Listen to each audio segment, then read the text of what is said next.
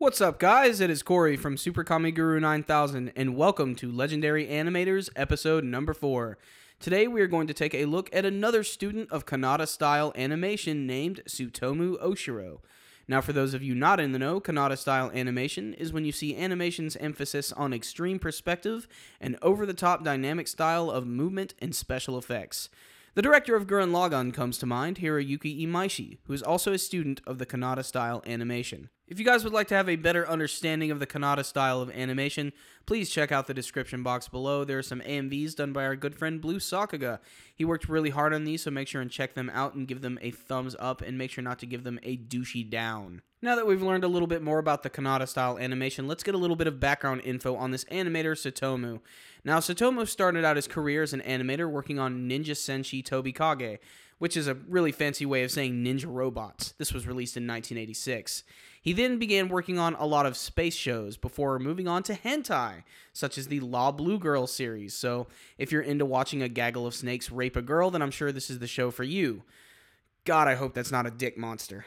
After his days toiling in the world of hentai and working on miscellaneous series here and there, at some point Ohshiro left Studio Imu and began working with another studio, Jiwoo Animation and Hanjin Animation, where he became part of Studio Pierrot, where he began to work on a lot of notable shows, such as Naruto, Beelzebub, and Letter B. So we know that Tsutomu works in Kannada-style animation, but really what makes it distinctly his? Like I said in the intro, Tsutomu Ohshiro animates in the style of Kannada, where the animation emphasizes on exaggerated, stylized animation to highlight poses and movements, which tends to be very pleasing to the eye. Gurren Lagann, anyone? But his interpretations of that style tends to be on the jerky side of things, which tends to make his animation come off as a mere copycat. Due to the jerkiness of his animation, the timing of the character's movements tend to be a little off.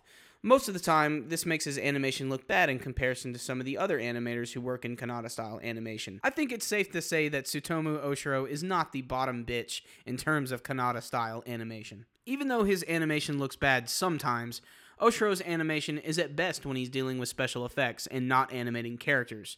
Because of the jerkiness of his animation, it tends to make the effects look really solid and very stylized, like in episode number 4 of Shippuden, when Deidara is being chased by Gaara's sand in the beginning of the episode. The key to spotting a scene done by Ohshiro is to see how jerkiness the animation is.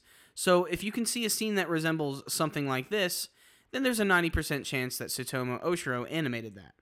As an animator, Tsutomu Ohshiro has quite a resume. He's worked on a lot of famous shows, such as Beelzebub and one of my personal favorites, Elfen Lied.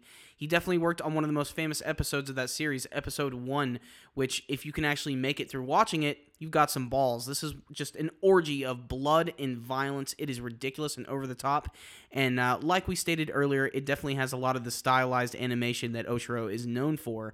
He was also the animation supervisor on Full Metal Alchemist Brotherhood, one of my absolute favorite series of all time.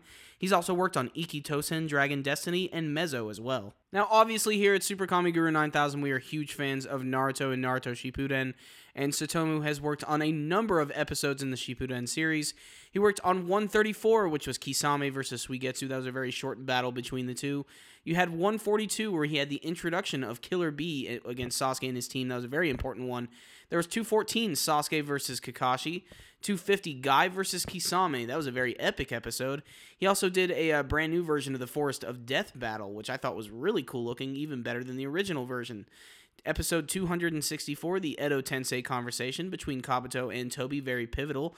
And 274, where Asuma's burning ash technique hurts Choza. Really awesome stuff there. So, Tsutomu Ohshiro has certainly made his mark on the world of animation, and while he may not excel at doing character animation, he's certainly shown that he's more than capable of giving us something very important, which is a lot of the stuff that's going on in the backgrounds, a lot of the stylized movements, the explosions, just the way the wind moves, everything he can add.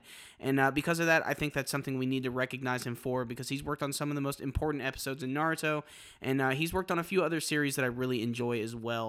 So if you guys have any other episodes that he has worked on that you really enjoyed, please let me know what you thought about them with your comments below. And remember, guys, as always, if you like this video, make sure and give it a thumbs up. That concludes this video today. Super Kami Guru 9000 out.